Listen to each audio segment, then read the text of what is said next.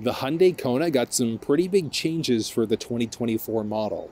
This is the electric version of the Kona. It's in the Meta Blue Pearl paint, and it's also the ultimate package in Canada, which is the limited equivalent down in the States. And it is so feature-packed, it's kind of ridiculous. The starting price point for the Kona Electric in Canada is $49,000 versus in the States, the starting price point is $34,000. So there's a pretty big discrepancy price-wise, but the US model also has the option for the SE entry-level trim, which has a smaller battery, and then it also has a smaller electric motor on top of that. So I'm okay with that trade-off, paying a little bit more for something that's going to get you more power and more range. Unlike other EVs that start off rear-wheel drive standard, the Kona Electric comes standard with front-wheel drive instead. That's unfortunately the only drivetrain choice that's available as well. So if you wanted a Hyundai Electric that was all-wheel drive, you could look at either the Ioniq 5 or the Ioniq 6 as an option instead. There's a lot of technology that you're going to find inside of Hyundai vehicles, and the Kona is no exception, especially when you get into the higher trims like the Ultimate in Canada or the Limited down in the States. There's the forward sensing system there. There's a front-facing camera and the side-mounted cameras that pair together for a beautiful 360 camera. On top of that, you can utilize the side view mounted cameras inside of the cluster screen to see what's going on in your blind spot. It is really cool. There's also the option for a remote smart parking assistant where the vehicle can automatically, using the key fob, go forwards or backwards. It's a really, really neat feature. Style-wise, in the front end, there's a nice LED light bar that stretches across the front end. LED headlamps are there on top of that. And then that black bezel, so there's a bezel that follows through the LED light bar in the top. That follows through what's going around in the bumper on top of that. Charging inside of the Kona EV is done just along the front side. Benefits, downside. A benefit, it's easy to access. The downside is that it can become covered in bug guts, especially if you do a lot of highway or nighttime driving. But you're going to find support for level 1, level 2, and level 3 DC supercharging. The level 3 charge, though, it's only good for up to 100 kilowatts. So that's something to take into consideration. But at the same time, it's not like you're looking at a big battery inside of the Kona either. There are two different battery choices that you're going to find inside of the Kona Electric. It's either going to be a 48.6 or a 64 kilowatt hour instead. How those batteries translate into power, it's actually pretty impressive. So the 64 kilowatt hour, like what I'm driving right now, 201 horsepower and 188 pound-feet of torque. It feels like way more, especially when you put yourself into that sport mode. You put your foot down and you're going. Canada doesn't have the option for the smaller 48.6. That's going to be found in the US, but like I said, charging times are all over the place. Are you level 1 charging, level 2, or level 3? If you're level 1 charging, the vehicle actually does come with a level 1 charge cable. It's a 20-foot, so that is very useful. So you can just plug in at home. Trickle charging does take a long time though. Like you're talking to fill up the 64 kilowatt hour battery from 0 to 100, like 70-ish hours. Level 2 charging, you're looking at about 6 hours. And then when you look at level 3 charging, if you can find a 100 kilowatt hour supercharger, you're going to charge from 0 to 80 in about 48 minutes. But the charge times are all over the place, and that's just dependent on the charge station that you're going to. What happens with charging if you don't have a level 2 charge station at home? Or maybe you live at a condo where you can't physically plug in. Now, the situation that I'm in, I don't have a level 2 charger at home, so I'm only looking at a level 1 plug, which could take a very long time to charge up. You could look at different options, like I'm at a Service Ontario here in Whitby, but both charging stations are currently taken up. But until public infrastructure for charging is improved, it's going to take some time to really convince more people to jump on board, especially if they don't have the flexibility to install a home charging station, because we don't have enough access to either free public charging or paid public charging. Like my gym luckily has a charging station about a 2 or 3 minute walk away, so I can just plug in, and that one charges at about 6 kilowatt hours. So realistically, to go from 0 to 100%, it would take about 10 hours to do that. So the overall charge times that you're looking at are based off of the charge station that you're using. Underneath the hood of the Kona Electric, you're not going to find too much under here. Off to the left side, you've got the option of topping up your wiper fluid. Along the right side, you've got access to the batteries, the smaller battery. And then there's actually a functional frunk in this thing too. So lifting up, there's a decent amount of storage space, not a ton, but there's enough. You could throw shoes in there if you want to, if they're a little bit dirty, and some other basic storage things if you have an emergency roadside kit and things like that, which is kind of nice. Tiny little storage space there. Now, when you look at the warranty inside of the Hyundai world, it's pretty respectable. Your basic and your powertrain warranty in Canada is a 5-year, 100,000 kilometers. In the States, the basic warranty is a 5-year, 60,000 mile, but the powertrain gets bumped up to a 10-year, 100,000 mile instead. I'd love to see a 10-year warranty in Canada, but you can always buy up the warranty at time of purchase if you really wanted to. And then the hybrid EV components are covered for 8 years in Canada and the States. But you just want to make sure, take care of your ride, and this thing will take care of you. This Meta Blue is nice, but in white, those black contrasts just pop even more. The LED light bar in the back looks great, and it's got a black bezel throughout. And the rear lamps also have a nice glossy black bezel as well. And that follows what's happening on the top part of the bumper. There is some standard technology you're going to find inside of the Kona. So that rear park sensing system's there. You're always going to have the backup camera and then the rear wiper as well. Getting into the trunk of the vehicle is a manual process. Just underneath the N in Kona, to the right-hand side of the backup camera, you can also grab in order to raise up a liftgate. And it's strictly going to be a manual option, so you're not going to find the smart liftgate available inside of the Kona Electric, regardless of the trim level that you're in. Feature-wise in the back, there's a speaker off to the right side, and then you're only going to find a little lamp off to the left. And this is just the regular carpeted liner you're going to find inside the vehicle. And lifting it up, you're going to find the tire mobility kit, and then there's also the 20-foot charge cable. And I did mention, so the charge cable is only going to be available level 1 from the factory. You could always do something aftermarket if you needed that extra charge capacity. Oh, I did mention this has the tire mobility kit. But what happens if you pop a tire, puncture a tire, if you get locked out of your vehicle, or if your EV's died and you need some juice? One of the nice things about being a Hyundai owner is that you have access to roadside assistance. And that's good for 5 years, unlimited mileage. So if you need to call a tow truck for some help, you do have that available as an option.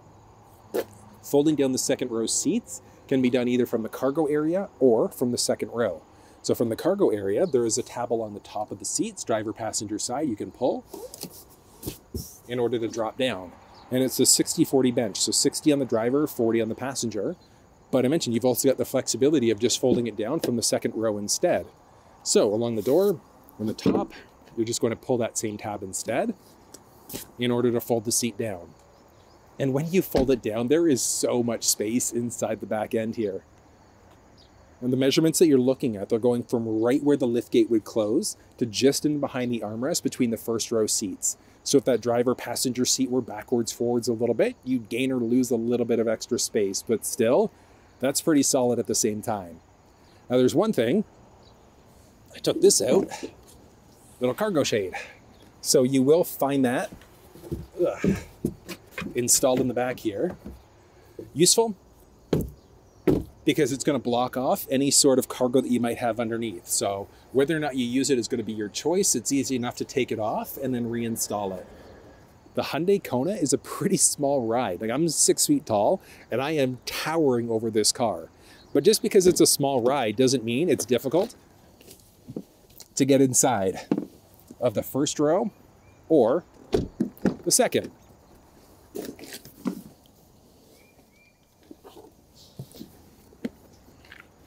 Definitely easy enough to do. See there, the side view mirrors in the Kona do feature turn signals. They also have the blind spot view monitoring system, and then this one also has the side mounted cameras. As long as you've got the key fob on you, you can push there to lock or slide your hand in. There we go, in order to unlock. The interior is nice, and some highlights along the door. It's really just your basic switches, so plastic switches there, so nothing too crazy from a style perspective. Side view mirror controls, locks, window controls, and then a little bit of door storage. On the inside, you can increase or decrease the brightness of the cluster screen, Toggle traction control on or off, and then there's also the parking brake. The seats inside the vehicle are going to be power in this one. So you've got forwards, backwards, up and down. You can adjust the backrest, and then there's multi-way lumbar support on top of that. There are two different types of seat material that you're going to find inside of the Kona. So it's either going to be a cloth seat or this leatherette seating material instead. Ooh. And I gotta say, the leatherette seating material is actually pretty comfortable. Took it on a drive, it was probably about 70 or so kilometers picking this car up today. And it's really nice. Really nice. Oh, it's comfy. And hold on, spacing wise in here. So the seat's as far down as it's going to go. And up overhead, sitting fully upright, I've got 3.5-ish, 3.5, maybe 4 inches of headspace, which is pretty solid. You can obviously recline the seat a little bit if you needed to, but it's still a pretty good amount of space inside the vehicle. And the overall styling in here is neat. So you've got like the little bit of a split here where it's like dark on the lower, the headliner is light instead. Not bad. Let's do a little start up here. Of course, it starts raining as I start shooting this part of the video. Oh, what do you do? All right, now, I gotta say the startup is nice. The dual screens are great. So it's a 12.3-inch digital cluster, 12.3-inch infotainment system. Steering wheel inside the vehicle is comfortable. It's gonna be manual telescoping as well. So just by your left knee there, in and out, up and down. Ooh, in order to create that perfect position, click it, lock it back into place. But if you want to walk through, like you want to know how to use the adaptive cruise or smart cruise control system, the lane follow assist, you want to know how to use the different buttons or go through the cluster, check down in the description of the video. I've put together some comprehensive walkthroughs. One thing I will point out, the paddle shifters. So you've got a few different things that are available. So I'm not in drive right now, and this is actually pretty neat. The way that Hyundai's done this, so drive, neutral, reverse, into park. That's cool. But hold on, when we're in drive, using paddle shifters, so you can see there we go. So I-pedal is one pedal driving versus if you go to level 0. The best way that I can describe that is level 3, or if you're in the I-pedal, I-pedal is one pedal drive. So you don't really have to worry about using the brake. It's really just the accelerator, but you take your foot off the accelerator or the gas pedal, you're slowing down very rapidly. Versus if you're on level 0, think of it more of like an internal combustion engine feel. So a regular gas engine, you take your foot off the accelerator and you gradually slow down instead. So you're gonna find happy mediums there, but depending on what you do, that's also gonna help out, because if you're in the I-pedal there instead, that's gonna max out for the regenerative braking capabilities. One other cool thing about the steering wheel inside of the Kona is that you can utilize the turn stalk in order to show you what's going on in your blind spot. So the blind spot view monitor. It's not a standard piece of technology, but still, to be able to see what's going on there, like, yeah, you can check your side view mirrors for sure, but being able to do a quick check to see what's going on there, I think is pretty useful at the same time. The infotainment inside of the vehicle, it's going to be the same regardless of the trim level of the vehicle that you're in. So the SE is going to have the same features here as you're going to find in the Ultimate and the Limited. But you've got factory navigation inside the vehicle. And one nice thing is that you can hook up phones, so Android or iPhones, to use Google Maps, Apple Maps, or Waze on iPhones, and then Google Maps and Waze in Android devices. But if you want a full walkthrough of the screen, check down in the description of the video. I've put together a comprehensive walkthrough. But I mean, it's fairly responsive here. Navigation, nice pinch to zoom capability. You can easily drag around. And it's essentially like the end destination of where you want to go there. But you can search your addresses there. You can enter GPS coordinates and things like that. There's tuning rocker there, volume rocker along the left side, series of different buttons in order to navigate through different elements of the screen as well. But I mean, for media, like, there are so many options. You've got AM, FM, Sirius XM, USB, Sounds of Nature, Android Auto, Apple CarPlay, Bluetooth capabilities as well. On the USB side of things, the downside of this car is that it's strictly USB Type-C. So if you have a whole bunch of USB Type-A devices, you're almost SOL. There's this fancy little device that's available.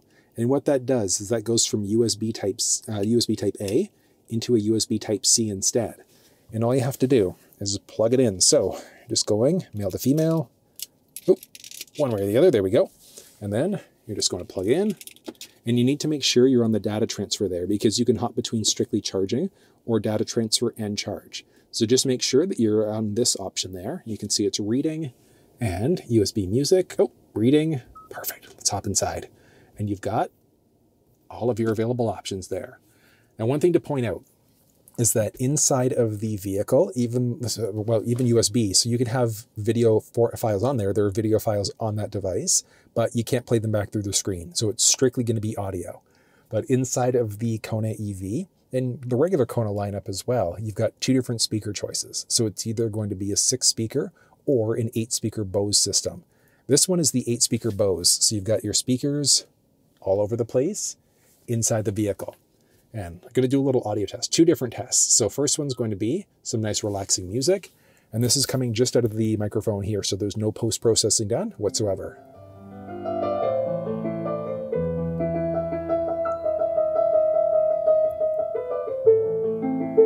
You're nice and relaxing there.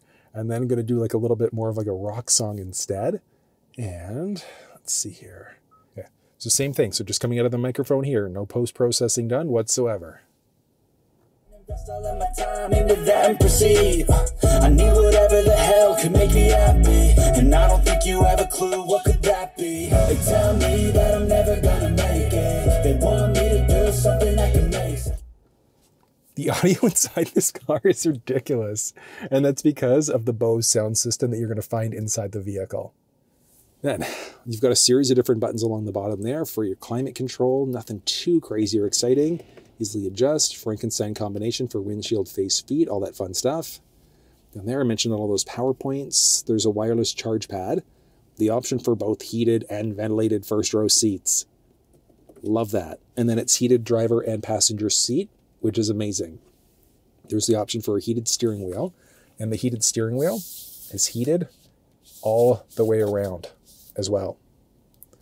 And then back down, you've also got the auto hold settings. So nothing crazy there. The auto hold with it turned on. If you're in drive, you come to a complete stop and you take your foot off the brake, the car's not moving. So it's pretty good from a safety perspective. There's this button as well, and that's for that 360 camera. But I mean, there are so many options. You can go front view, a front boxy view, side mounted front view, rear view. You can do the same thing, like rear split, rear wide, and then your swing out view. I love that because as you start to drive, watch this. I don't know what it is. I just love that. It looks so good. Hyundai, love it. And then you've got the option of turning off that beeping that you get as you back up. So if that drives you crazy, hold on, I'll show you. There's a car behind me here. Dun, dun, dun, dun, dun, dun, dun. So, if that beeping drives you crazy, you do have the flexibility of turning it off, and that's just by pushing that button down the center. You've got some cup holders here as well, and one of the nice things about the cup holders, hold on, you can hide them as well, so if you wanted some bigger storage space, that's available. And then just, I don't know what it is, I love doing that. That's so good. And then from there, honestly, the storage here is so wonky. And so, I mean, you can open this storage tray up. So it's like they kind of forgot to add this bottom part in. But I mean, it's useful because, I mean, you got a removable tray, a good amount of storage space. So, I mean, it kind of makes sure that you don't just have a bunch of junk down there. You know, obviously, you've got my sunglasses there because there are no dedicated sunglasses holders anywhere in the vehicle. Yeah, the storage, the first time I saw it, I was in the gas version about a month or so ago. So in the electric here, I'm just like, why not finish it up? I get it. You're not going to have too much junk by doing this, but what do you think? All right, shooting across the side, glove box there, non-lockable. So a little storage tray as well, a little metallic highlight, and the overall view. It's pretty good. Like looking at the A-pillar there, it's not going to block off too much of the view as you go. Up overhead, there's the option for an auto-dimming rear view mirror. There's also garage door opener, so if you've got one at home, you can program it in. There's an SOS, tow mode, and then there's also controls for the shade and the sunroof. So it's pretty straightforward opening it. You can also, it's interesting, so you can do just a light press to open up the shade, or you can do a harder press in order to open up both. So watch this. So I'm going to do a hard press.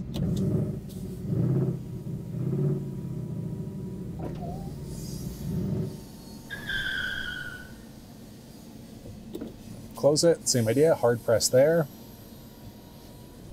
is going to close, and then you can kind of pause it part way if you want to, and then just button press again in order to close. So it's kind of neat that that's available. So like I said, like a simple press is just going to open up the one, but a hard press opens them both up. It's kind of neat. You can control what's going on with your cabin lights. There's also a little visor there, vanity mirrors there as well, and it has a little light built in, but it's over top. So it's just a manual on and off there. You can also see there's a little ticket receipt holder, and this extends out, blocking all of the sun that might be hitting your face. But I mean, the interior here, I don't know, it's simple, but yeah, I love that dual screen setup. This is kind of neat. See overall styling there. It's funny, more and more manufacturers are jumping at this dual screen setup, but I love it. I wasn't in love with the dual screens when I first saw them. I was always a big fan of the analog cluster instead, but seeing the digital, it is nice. But there is one obvious downside, is that in a digital cluster screen, if so, oh, chaos. Inside of the digital cluster screens, if something were to ever happen, like let's say it were to stop working, you'd pretty much be SOL because you wouldn't be able to see what's going on. You could plug in an OBD2 reader, so that is an option there, but you'd have to bring your vehicle in for servicing. But one cool thing is that some versions of the Kona also do have that little head-up display. So you can see what's going on with your vehicle speed, if your lane sensing system and things like that are turned on as well, which is really, really neat. And honestly, it looks great, especially when you have it turned on the highway, because it shows you your route that you're taking as well. And that's even going through different things like the infotainment system. If you've got the factory map going, as you go through and you're following your route around, it's really neat the way that it's set up. I think that Hyundai has done a really good job here, and the price point inside of the Kona Electric is also pretty solid at the same time. And that's before you look at any eligible rebates too. So there's a lot of things you have to consider there. But I think that's right. Yeah, that's the way that I would typically drive the vehicle. So with the driver's seat set up this way, inside of the second row, I've got a good amount of foot space, good amount of knee space. And up overhead, with me sitting fully upright, I can actually fit back here. Well, I'm 6 feet tall, and I've got, I'd maybe call it 2.5 inches of headspace, which is pretty solid at the same time. The seats, not quite as comfortable as the first row, but still, like, I wouldn't mind being on a distance trip in the second row of the Kona. Like, even in the middle seat. So, if we shoot my legs across, there we go. So as you can see there, there's space, which is good. Now, could you fit 3 full-size adults back here? A little bit tight, just depending on how big they are, but it'll be tight. Like 3 full-size adults like me back here would be really tight, but you've got all of the necessary anchor points, and then the top tether points are there as well. You're going to find some pockets behind both the driver and the passenger side. You've got this interesting little highlight with a few more power points. So 2 more USB Type-C. And then from there, up overhead, you've got a little holy crap handle along the passenger side and the driver's side. There's also a hook just on the driver's side. So a little light up overhead as well. And the only other thing to point out would be the seat cushions, the seat cup holders there. So you can pull down in order to get access to the cup holders. Very useful, but that goes along nicely with the doors as well. So on both the passenger and the driver's side, you've got some space for a bottle there too. And then just your basic handle. It's simple. I like that there's a little holy crap handle inside the vehicle, because even though this only has 201 horsepower and 188 pound-feet of torque, so you put your foot down and you are flying. Not quite as good as what you're going to find inside of something like the Ioniq 6 or the Ioniq 5N, but still, I mean, I'd say it's pretty good at the same time. But there's nobody in behind me here, so I'm going to slow down a little bit, and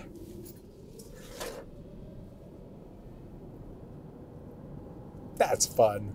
It's actually, it handles pretty nicely too, considering that it's strictly front-wheel drive. It's actually fairly quiet inside of the Kona EV as well. But yeah, there's a little bit of road noise. It doesn't have active noise cancellation, but still, that's pretty solid. And one thing I love, look at this. Hands are completely off the steering wheel right now, going over a bend. Now here's the thing. It's not a self-driving car though, so after about 30 seconds or so, it's going to tell you that you need to put your hands back on the steering wheel. So something to take into consideration there, that it's not fully hands-free driving like what you're going to find in something like the Ford world. This Ford has their Blue Cruise system, but that's fully hands-free. I mean, this is so close. I don't know what Hyundai has to do from a safety perspective in order to meet the qualifications to do it, but the technology is there. Like, I'm going fully around bends here. I've got the car set at 100 kilometers an hour right now, and it's driving for me. It's amazing. Time to do a little 0 to 60 test, but there are two things. It's 17 Celsius out right now, and I also have winter tires on this car, so I'm not sure how good the grip is going to be, but I'm going to get myself into that sport mode. Here we go, and see how she goes in 3, 2, 1, and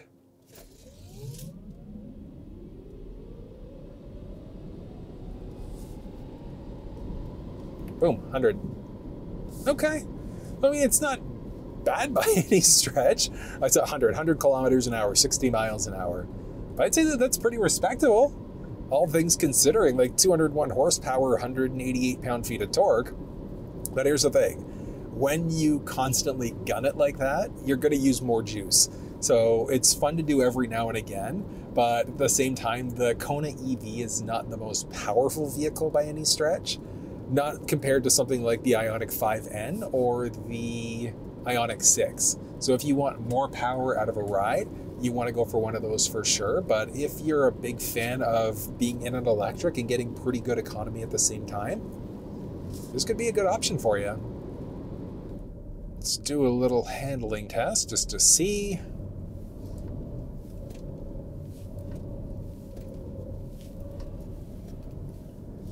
I mean, considering that this car is on winter tires, and it's front wheel drive, I would say it's pretty good.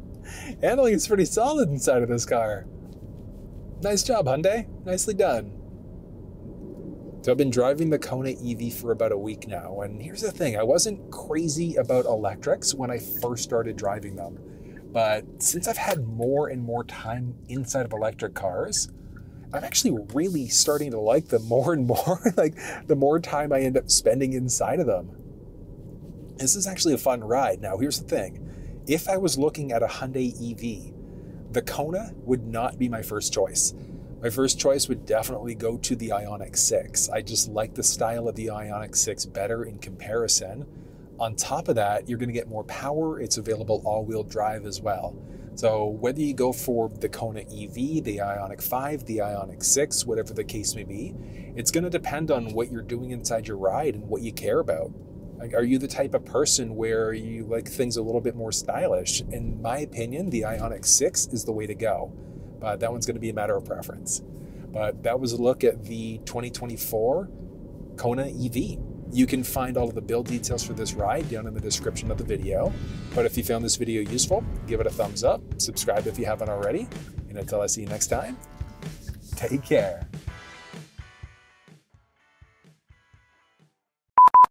Unlike most other EVs where they start off rear, balance.